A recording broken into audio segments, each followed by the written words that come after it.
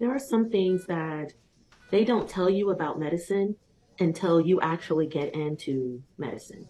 And one of those things that I think that we conveniently leave out is the tremendous sacrifice that we make. And I know on a superficial and at a high level, we all understand, people all understand that you're sacrificing your 20s and maybe some of your 30s, delaying gratification.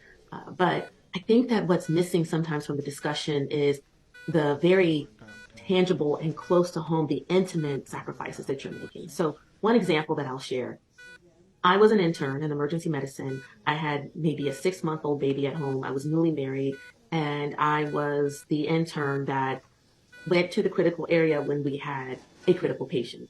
And so in my training program, the junior resident is the one that staffs the critical area. And the intern, the first year resident, comes over during a code or some sort of critical situation and helps out in a more supportive way. So I was there to basically gain central venous access by way of the femoral vein during a full arrest. So the patient was a 70s or 80s-year-old Black woman who had end-stage liver disease.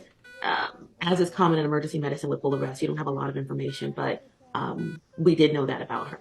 During the code, there is somebody securing the airway, which is usually the junior resident. There is somebody running the code, looking at the monitor and kind of giving instructions to the entire team based on what the monitor shows, and that is going to be your senior resident. And then there is the intern, which was me, that does whatever they tell you to do.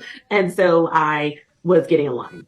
They were doing CPR, and I was proficient at obtaining a line during CPR. But the problem is they stop CPR and they check for pulses and you continue to work. And the only time you stop touching the patient is when they are going to shock the patient, right? And you clear and they're going to shock.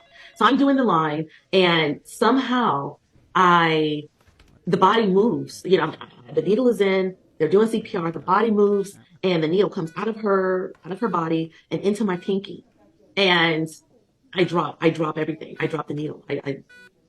I can't believe I just stuck myself. Like, this is, who knows what this patient is sick with? I mean, she could have hepatitis C, and that's why she has liver failure. She could have HIV. Like, what does she have? And now I have it. When I tell you guys that if I had a hacksaw, I would have cut my pinky off before that blood and those virions made it to my circulation. I would have.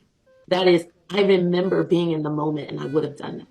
So what I ended up doing was I stepped away. Somebody else stepped right in, pulled off my gloves. I saw the blood, and I went to the sink and I just started scrubbing, soap, water scrubbing, as if you can actually scrub these germs off after they've been inoculated into your finger. Scrubbing.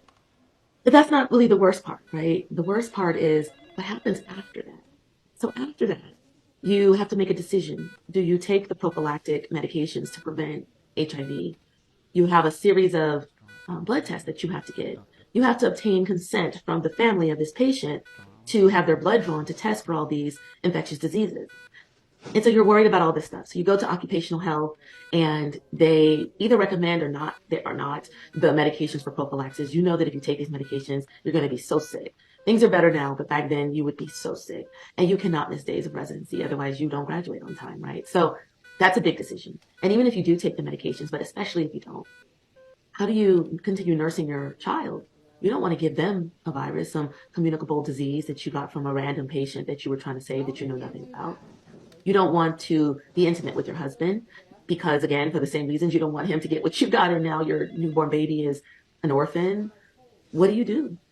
Nobody talks to you about this. Nobody talks to you about what happens when you are the one that is going through a situation where you've been attacked, right, by a patient, or your life is being threatened because you signed up to save lives. We don't talk about that.